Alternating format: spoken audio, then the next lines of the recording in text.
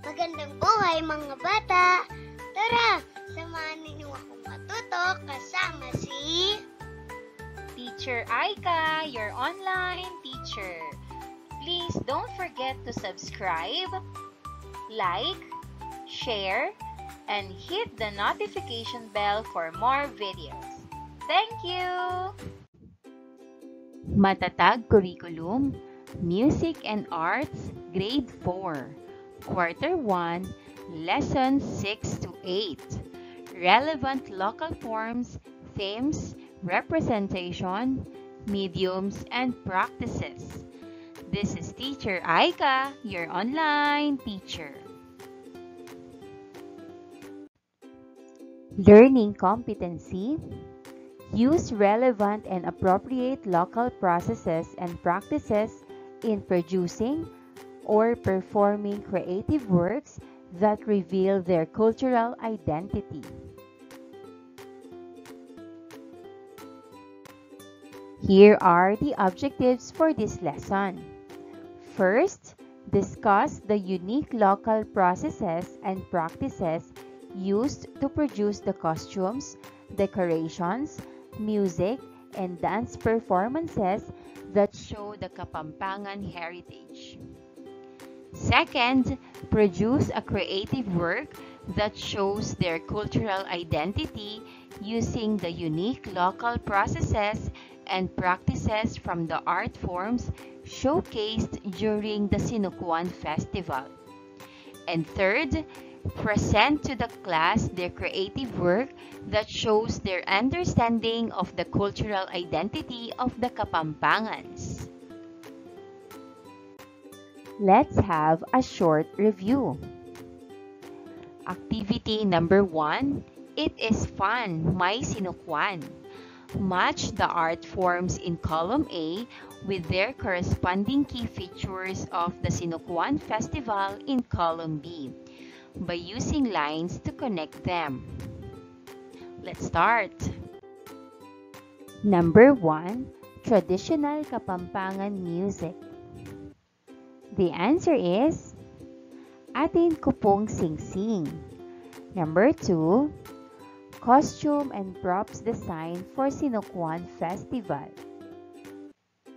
The answer is dazzling accessories and costume designs reflecting the region's tapestry. Number 3, storytelling and oral traditions in the Sinukuan Festival. The correct answer is the Sinukuan Festival traces its roots to the Kapampangan god of ancient mythology, Aring Sinukuan, embodying the region's rich cultural heritage. Aring Sinukuan was the god of the culture or agriculture, fertility, and singing. Number 4, the role of the Sinukuan Festival in preserving and promoting Kapampangan cultural identity. The correct answer is Kapampangan identity and communal unity. Number 5 is dance.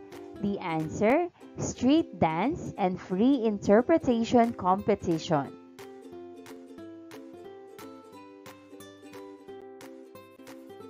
Activity number 2, spot the difference. A. The teacher will explain to the learners that they will be participating in a fun activity where they must spot the differences in two similar pictures of the Sinukuan Festival. B. Two pictures will be shown to learners side by side or one after the other. C. Identify and circle or list the differences between the two pictures. And D. The teacher will encourage the learners to observe and notice details.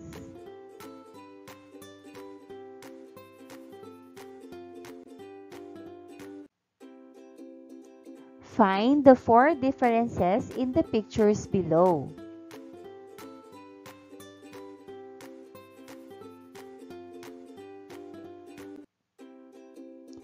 Now, here are the differences.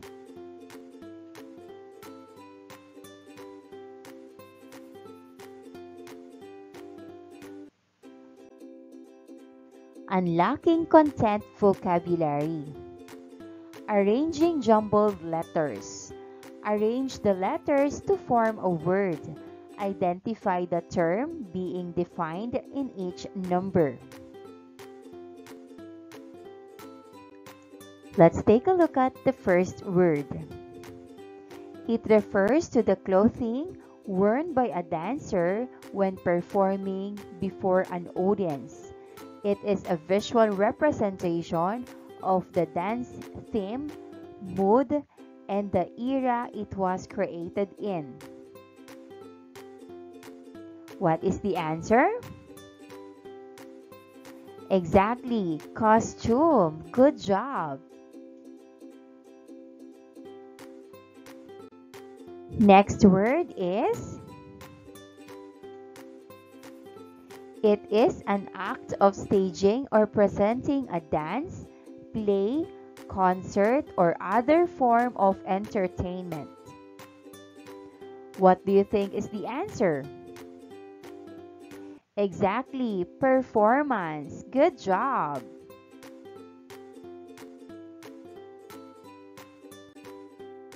This time, let us talk about unique local processes and practices used to produce the costumes, decorations, music, and dance performances that show the Kapampangan heritage.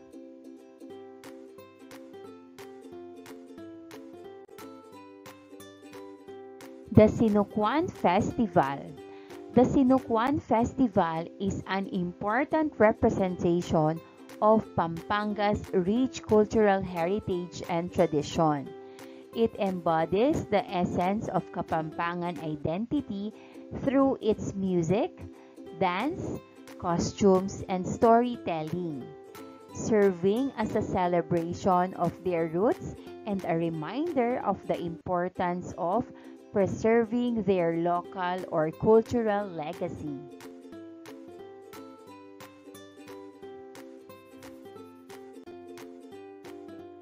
Traditional Kapampangan music and dance.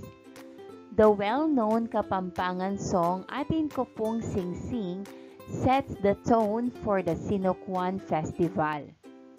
It is a traditional piece from the Kapampangan people that has been handed down through the ages. This song is an important aspect of the festivities, setting the tone for the high-energy dance performances.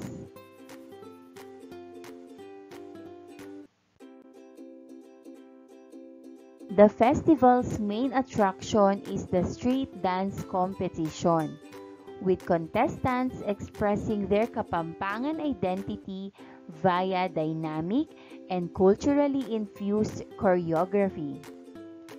Beyond the movements, the celebration features lively street decorations that reveal symbols of Kapampangan culture.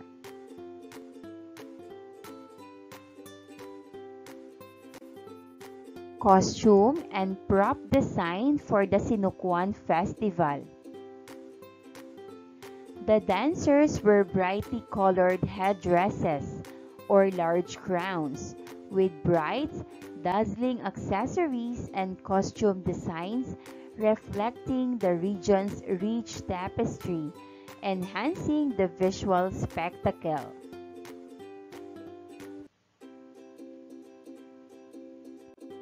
Let's go now with storytelling and oral traditions in the Sinukuan Festival. The Sinukuan Festival outlines its roots in the Kapampangan god of ancient mythology, Aring Sinukuan, embodying the region's rich cultural heritage. Aring Sinukuan was the god of agriculture, fertility, and singing. The event was a time for people to gather, celebrate the harvest, and express gratitude to Sinukuan for his favors. The rhythmic dances and chants during the festival pay tribute to the bountiful harvest and the land's fertility. keeping the community's ties to their land and traditions fiercely alive.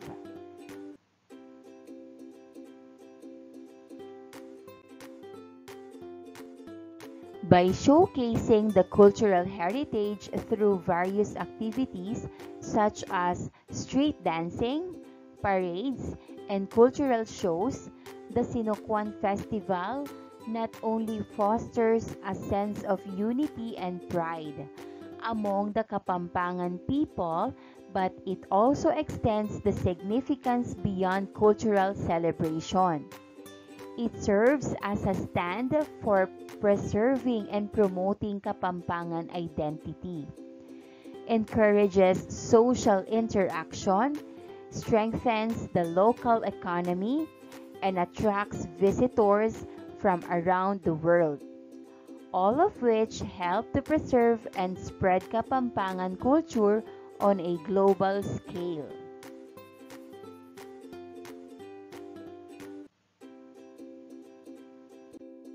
Let's have a lesson activity. My Culture, My Pride. Practical workshops on creating costumes, props, music, and dance routines. In this activity, learners will have the opportunity to demonstrate their comprehension of the Sinocuan Festival and their cultural identity. Learners will integrate creative components to form a unified and significant portrayal of Kapampangan heritage. The class is divided into small groups. The group will be given ample time to prepare.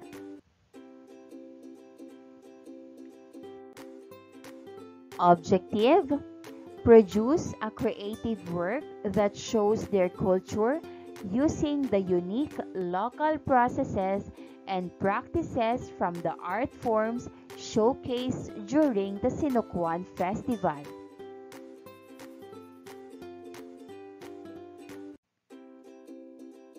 Materials: A. Sinocuan Festival music. B. Portable or Bluetooth speaker. C. Pen. D. Worksheet. E. Any available local or natural and synthetic materials to create headdresses and or celebration props.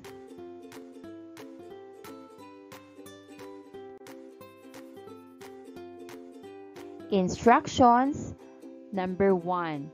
In preparation for the upcoming unified performance, the class will be divided into 3 groups. Number 2. The teacher will group the learners according to their strength and skills. Number 3. Each group is given a task to follow. Group 1, Music and Dance. Learn the dance steps from the Sinocuan Festival as seen in the street dance competition. Use the recorded version of Atin Ko Pong Sing Sing as music for the dance performance.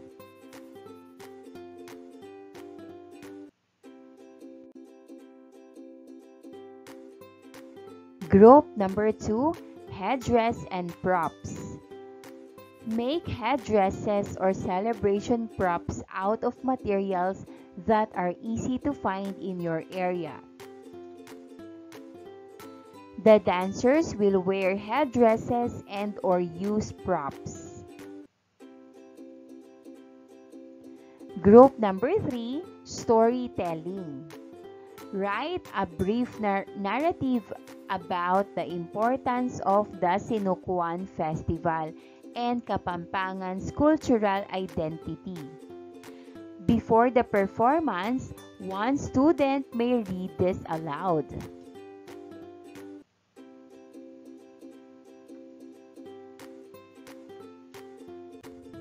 Here is the assessment guide to be used in week 8. 4 points being the highest, 1 point being the lowest or needs improvement. Here are the criteria. First, cultural authenticity. Second, creativity. Third, cooperation and teamwork. And fourth, overall presentation.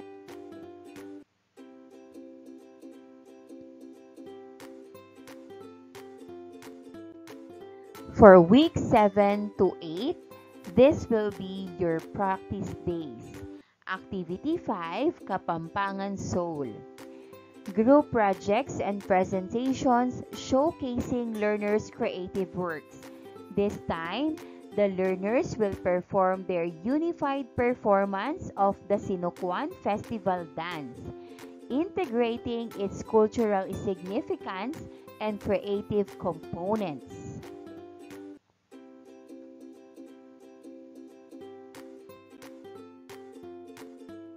The performance will begin with the narration, followed by the dance wearing the headdresses and or using the celebration props while the music plays continuously throughout the performance.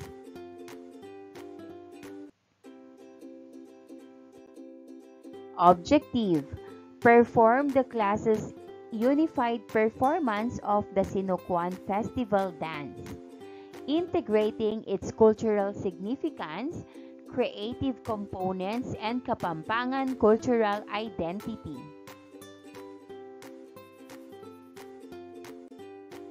Here are the materials needed.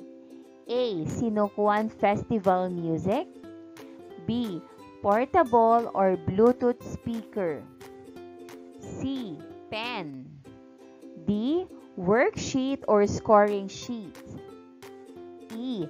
Created headdresses or props and narrative.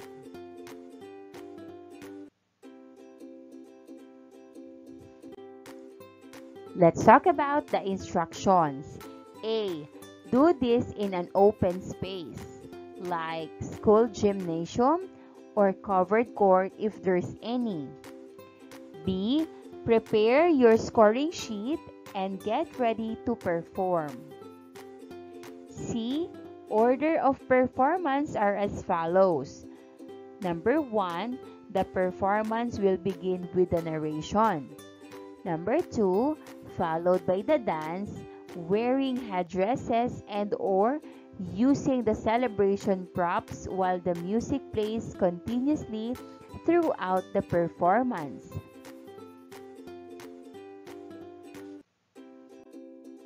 Learners' takeaways. Answer the following questions. Number 1, how did you conceptualize your dance performance? Number 2, what is the importance of assuming responsibility to work on specific parts of the production or performance? Number 3, how did the activity help you in developing your talent and skills? Does your cultural identity reveal? Explain. Let's answer the questions. Number 1, how did you conceptualize your dance performance? Here's the possible answer. I started with a theme or story. Choose music that matched the mood, created choreography that fit the theme, and designed visual elements like costumes and lighting. Rehearsals help refine and perfect the performance.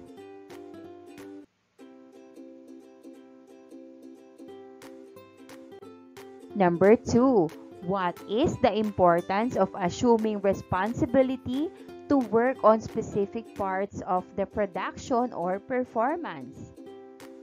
Here's the possible answer. It ensures each part gets focused attention, leads to higher quality work, improves efficiency, and help avoid confusion by clearing defining roles.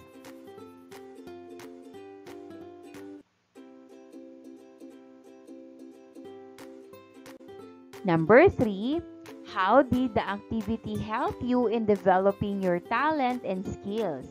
Does your cultural identity reveal? Explain.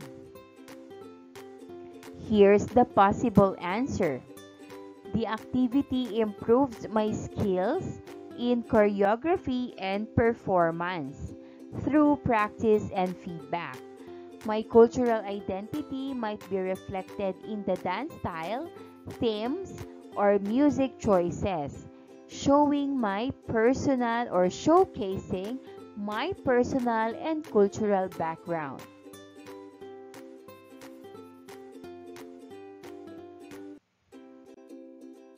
Let's have a formative assessment.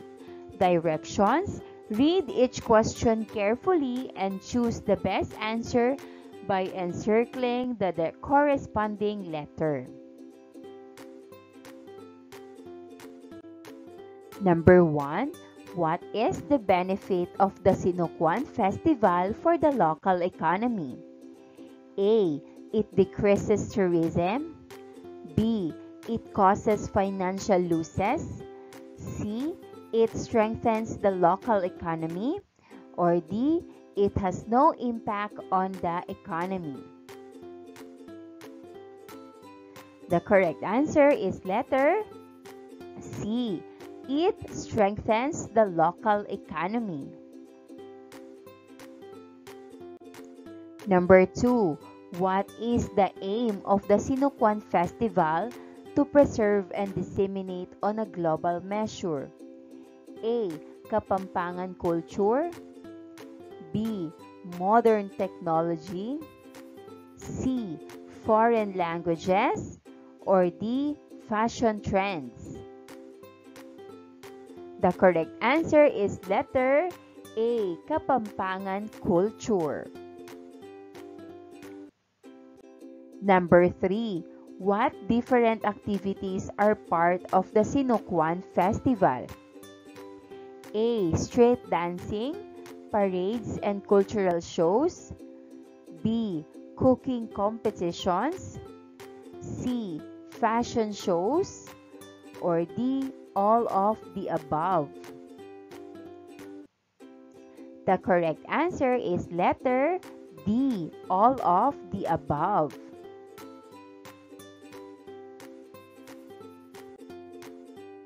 Number 4. What role does it play in nurturing unity and pride among the Kapampangan people in the Sinukuan Festival?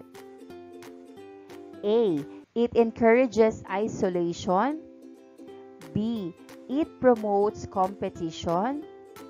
C. It divides the community. Or D. It fosters a sense of belonging and pride.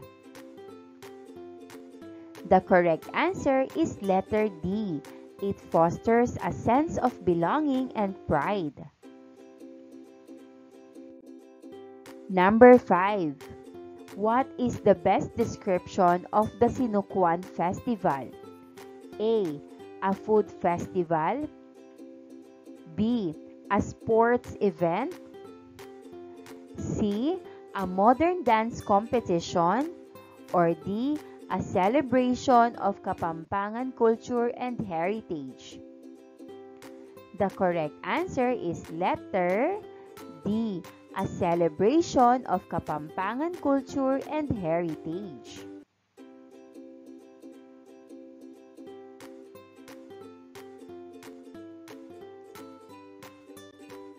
Maraming salamat sa panonood. Huwag kalimutang i-like at mag-subscribe para sa higit pang educational content. I-click ang bell icon para ma-update ka sa ating mga bagong video. Salamat!